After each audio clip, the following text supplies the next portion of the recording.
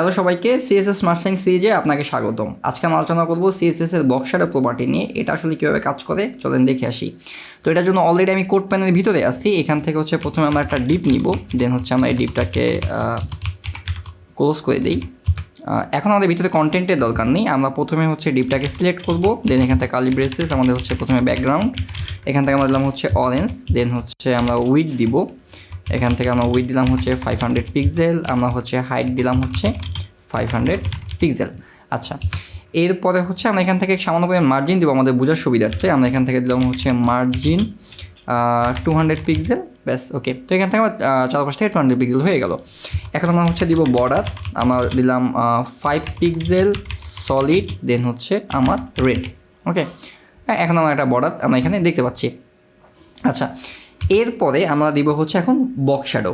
So এখন box shadow দিতে গেলে আমাদের কী করতে হবে, আমাদের প্রপার্টিটা লিখতে হবে বক্স, দেন হাইপেন, দেন শ্যাডো, দেন আমাদের ক্লোনটা দিব।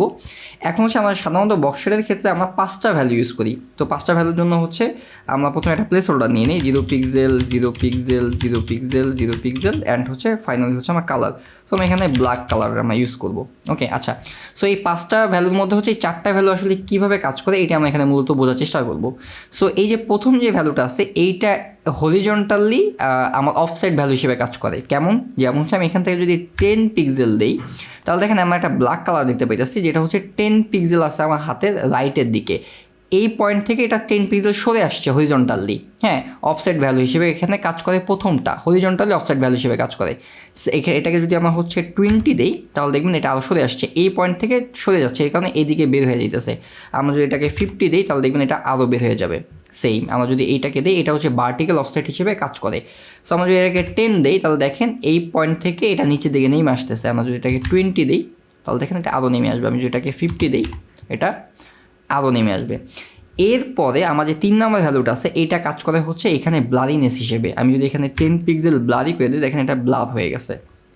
আমি চাইলে এটাকে আরও বেশি ব্লার করতে পারি।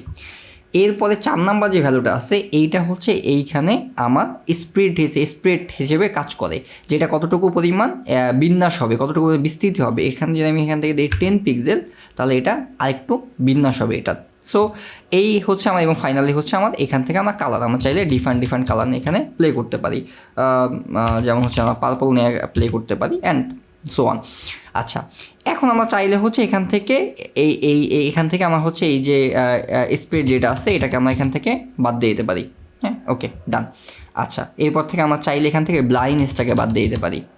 ওকে, চাইলে আমরা এখান থেকে ব্লাইন্ডনেসটাকে বাদ দিলে এখানে সলিড কালারটা দেখা যাইতেছে, যেটা 50 পিক্সেল হরিজন্টালি অফসেট আছে, এবং এখান থেকে আমার 50 পিক্সেল ভার্টিক্যালি অফসেট ভ্যালুতে আছে। আমরা যদি এখান থেকে মাইনাস দিই, তাহলে দেখবেন যে এটা এই পাশে চলে আসবে এটা।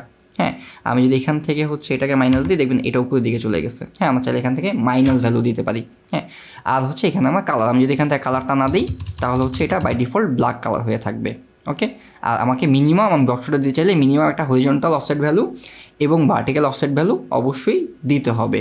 তাহলে আমরা এই ধরনের ইফেক্ট দিতে পারবো। আমরা আমরা একটা ফাইনাল ইফেক্ট তৈরি করি। আমরা সিম্পলি এখান থেকে আমরা প্রথমটায় দিলাম 5 পিক্সেল, সেকেন্ডটায় দিলাম আমরা 10 পিক্সেল। তাহলে আমরা কী দেখবো, এইখান থেকে 5 পিক্সেল, এই নিচে বটম থেকে আমার 10 পিক্সেল। আচ্ছা, এরপরে আমি এখান থেকে 5 পিক্সেলের মতো জাস্ট শ্যাডো ব্লারিনেস দিব, দেন আমি একটা কালার দিতে পারি রেড। ওকে, রেড, এখান থেকে আমরা একটা রেড কালার দিলাম।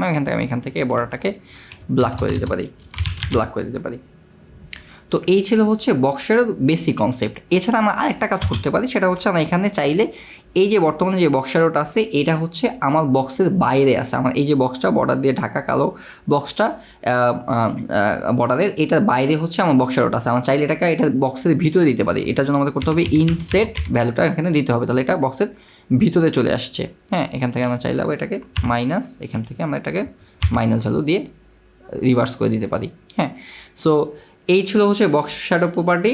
আমরা সিএসএস এর সামনে আরও মজার জিনিস জানবো। ততক্ষণ পর্যন্ত সবাই ভালো থাকেন। আল্লাহ হাফেজ।